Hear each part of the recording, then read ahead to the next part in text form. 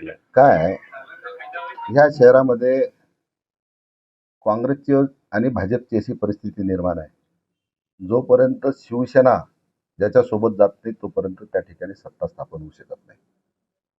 मग काँग्रेसची असू द्या का भारतीय जनता पार्टीची असू द्या, म्हणून दोन्ही पक्षावाले असं संभ्रम निर्माण करतात की आमच्यासोबत आहे. अद्यापर्यंत आमचे 6 नगरसेवक आम्ही एका ठिकाणी बसलेलो आहोत आणि पक्षाची आणि नगरसेवकाची चर्चा करून निर्णय त्यामध्ये घेण्यात येईल. पुढच्या काही गोष्टी चर्चा जी आहे कोणासोबत जायचं वगैरे याच्या संदर्भात? कोणासोबत जायचं, काय जायचं, नगरसेवकाची चर्चा करायची, पक्षप्रमुखाची चर्चा करायची.